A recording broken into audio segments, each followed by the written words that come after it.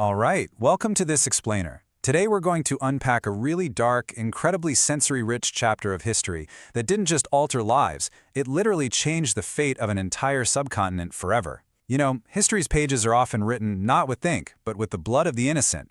And the story we are looking at today centers on a date that is a permanent stain on time. We're talking about the infamous Black Hole of Calcutta. It's a story of greed, pride, unimaginable physical terror, and the spark that ended up handing the keys of India to a foreign power for 2 full centuries. I was one of the 146 souls crammed into a room of stone and suffocation, where the air itself became a luxury. Now those are the chilling words attributed to John Holwell, a British soldier who claimed to have survived this absolute nightmare. I want you to just let that sink in for a moment. Imagine a sweltering June night. Imagine watching the people around you clawing at the stone walls, trampling over one another in the pitch black, just begging for a single drop of water.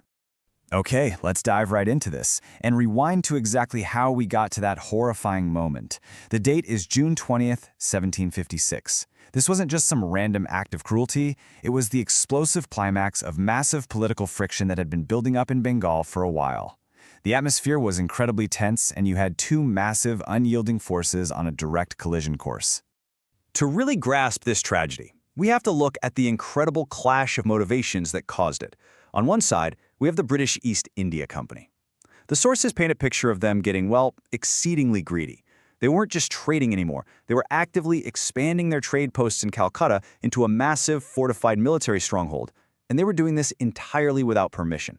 Now on the other side, you have the region's young, fiery ruler, the Nawab of Bengal, Siraj-ud-Daulah.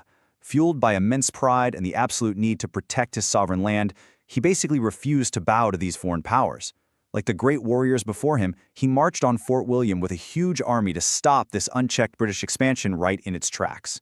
And as you might expect, Fort William does fall. When the Nawab's forces breach the defenses, the majority of the British personnel actually flee the scene, but not everyone makes it out. The Nawab's guards capture the remaining prisoners. And this wasn't just healthy, able-bodied soldiers. The captives included wounded men and even women. Instead of standard holding cells, the victorious guards forced this entire group toward a tiny, windowless dungeon deep within the fort. What was about to happen would turn this small holding cell into a literal death trap.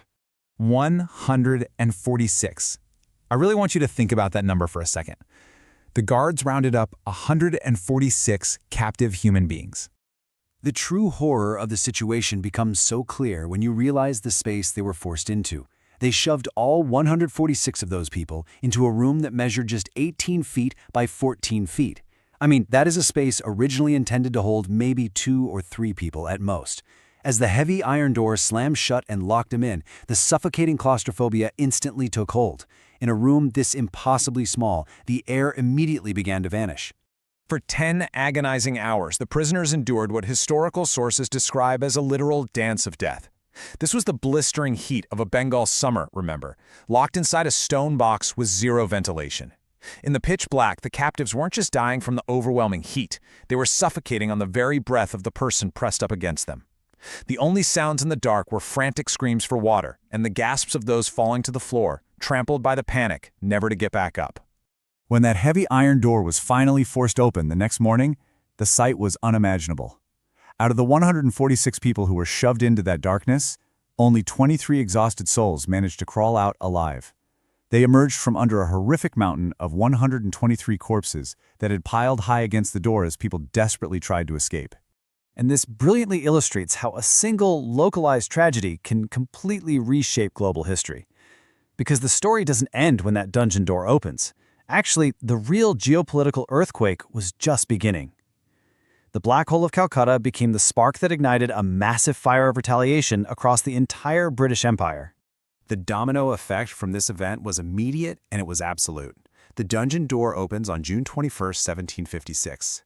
Eventually, the horrifying news makes its way to the British military commander, Robert Clive. And Clive, well, he doesn't just want a diplomatic apology or basic justice. He demands total, overwhelming revenge. This direct pursuit of vengeance leads right to the Battle of Plassey. The British victory at Plassey didn't just punish the Nawab. It essentially handed the keys of India over to the British, kicking off nearly 200 years of colonial rule. And it all traces back to this one suffocating night. So, the crucial point is, How much of this story is exact historical fact, and how much is the ghost of an empire's narrative? Because historians to this day are haunted by lingering mystery here. The events, exactly as Holwell described them, the numbers, the sheer scale of the cruelty, have come under intense scrutiny. As we analyze the source material, we have to ask, was it exactly as reported, or are we looking at history through a very specific, carefully crafted lens? Let's look at the competing historical theories that the sources present to us today. For starters, there's intense debate over the numbers themselves. Many historians suggest that Holwell might have intentionally exaggerated the figure of 146 prisoners just to amplify the horror.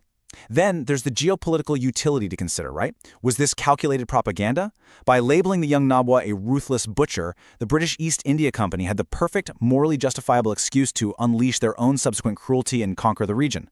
Or perhaps it was neither malice nor some grand conspiracy, but simply a tragic, chaotic accident of war, a disastrous oversight caused by victorious guards who just didn't have the space to put their prisoners, resulting in unintended mass suffocation.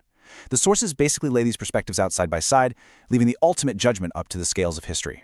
Which brings us to the final, lingering question we have to ask ourselves as we wrap up this explainer. Was the Black Hole of Calcutta a calculated piece of imperial propaganda designed to justify the conquest of India, or was it exactly as the survivors described, a night of cold-blooded, unimaginable horror? The debate never truly ends, and the shadows of that tiny stone room continue to stretch across centuries of history.